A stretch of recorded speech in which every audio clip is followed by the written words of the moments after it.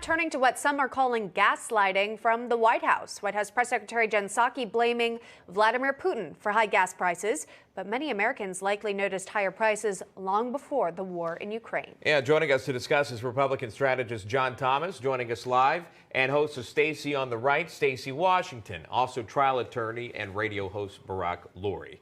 All right, good to see everyone here. Yeah, let me go straight to John Thomas.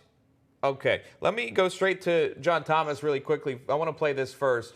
Jen Psaki spent the whole week shifting the blame of higher gas prices on President Putin. Here's these exchanges. The reason why the price of gas is going up is not because of steps the president has taken. They are because President Putin is invading Ukraine. I would say that since President Putin began his military buildup on Ukrainian borders, the price of gas at the pump in America has gone up. You may have noticed this week that your gas prices have gone up. I want to talk to you a little bit about why. A lot of it has to do with Vladimir Putin. Americans are paying a higher price at the pump because of the actions of President Putin. The president's statement blames the Putin price hike. Are you guys just going to start blaming Putin for everything until the midterms? Very frank, candid question there, John Thomas.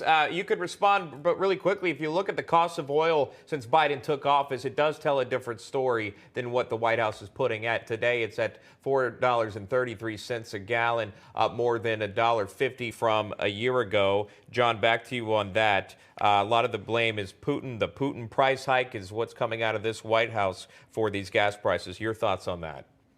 Yeah, this White House is an absolute meltdown because they're running out of excuses. I mean, the very first action that this president took when he took office was to kill off the Keystone Pipeline. And he's also gone further to add more regulatory hurdles to drilling. What this administration should be doing is saying, look, we are going to remove all regulatory restrictions so that oil producers can drill as fast as humanly possible. And using Putin as this scapegoat is clear. Look, Americans are clearly seeing it because we've all been feeling the pain of the pump since Joe Biden took office. Yeah. Stacey, I'll go to you. What's your read on the fact that now it's Vladimir Putin's fault for all of these high gas prices that we're seeing, instead of the Biden White House acknowledging that some of their own policies are impacting the total price? Well, it is a media and narrative. It's a narrative spin, I should say. So, Emma, one of the things that I think they are unaware of is that we had working eyeballs all of last year. So we noticed we were paying more then. It's not as if we just woke up and we were in some kind of cryogenic stasis and we didn't see gas prices from last year.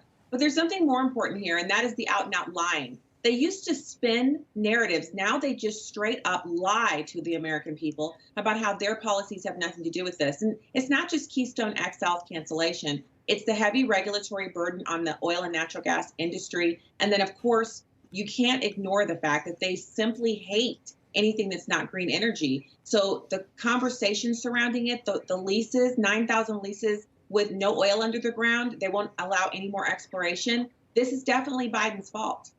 Barack, to that point as well, at some point, if you look at the chart of gas, it has been doing this for months and months and months. It's been going up. It wasn't just the tiny spike once Russia started invading Ukraine.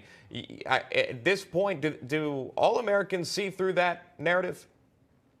Well, they really should, of course. But from the Democratic administration's point of view, they seem to think that they just have the same narrative that they pushed before, right? They've always told us that something is black when it's white. For example, the southern border, for example, inflation, that it would be temporary, that the supply chain has nothing to do with Biden policies.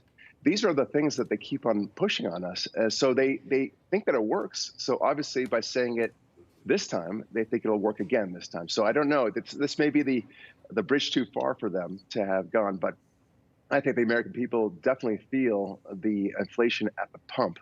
There's no doubt everyone has to pump up.